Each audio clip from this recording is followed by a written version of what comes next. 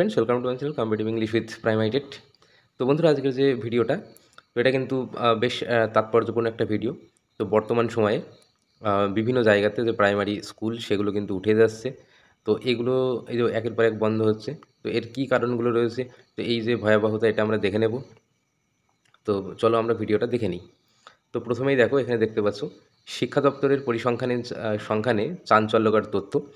তো শিক্ষা দপ্তর থেকে ইতিমধ্যে কিন্তু একটা পরিসংখ্যান দেওয়া হয়েছে। তো সেখানে কি দেওয়া হলো, যে একের পর এক প্রাথমিক বিদ্যালয় কিন্তু বন্ধ হয়ে যাচ্ছে।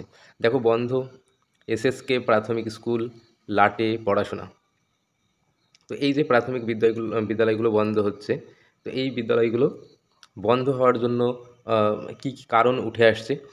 দেখো, এই বিদ্যালয়গুলো যে বন্ধ হচ্ছে, এখানে কিন্তু অনেক কারণ কিন্তু এর পিছনে রয়েছে।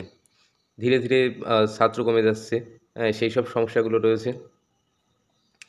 এছাড়া প্রত্যন্ত অঞ্চলের বিভিন্ন স্কুল রয়েছে, যেখানে কিন্তু শিক্ষক শিক্ষিকা তাদের সংখ্যা কিন্তু অনেকটাই কম রয়েছে। তো যে কারণে একের পর এক কিন্তু বিদ্যালয় বন্ধ হয়ে যাচ্ছে। তো দেখো, এখানে কিন্তু কিছু তথ্য এখানে দেওয়া আছে। দেখো, বাড়ছে উদ্বেগ। প্রাথমিক বিদ্যালয়ের সংখ্যা ৭৪,৭১৭ থেকে নেমে দাঁড়িয়েছে ৬৭,৬৯৯তে। তারপর দেখো, ৭,০১৮টি প্রাথমিক স্কুল বন্ধ হয়েছে ইতিমধ্যে। তারপর দেখো, ১৪৯৬টি জুনিয়র হাই স্কুল বন্ধ হওয়ার মুখে। আরেকটা বিষয় দেখো কী বলছে, এই যে বিদ্যালয়গুলো বন্ধ হওয়ার এখানে একটা মেন কারণ যেটা রয়েছে, দেখো, ১৮ বছর বয়সের আগে ৪১% মেয়ের বিয়ে হয়ে গিয়েছে।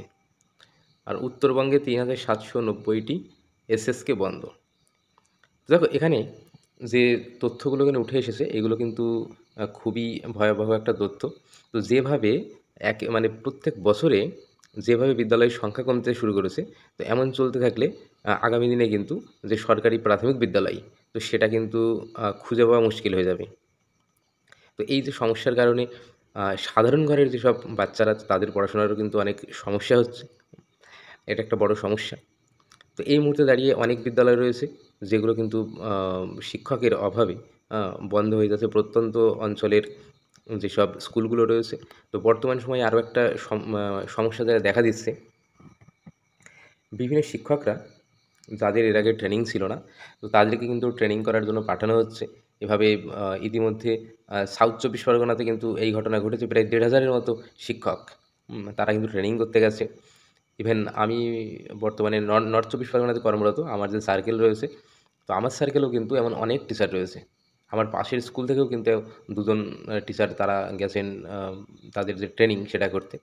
তো এভাবে কিন্তু পশ্চিমবঙ্গের বিভিন্ন জেলার বিভিন্ন সার্কেল থেকে শিক্ষকরা কিন্তু ট্রেনিং করতে গেছে ২ বছরের সময়সীমা। তো এর মধ্যে কিন্তু তারা আর আসবেন না। তো এই সময়গুলো কিন্তু অনেকগুলো স্কুলে এই শিক্ষক শিক্ষিকা যারা ছিলেন, তো তাদের যে অভাববোধ তারা করছে এবং শিক্ষকের অভাবে কিন্তু ধুঁকছে।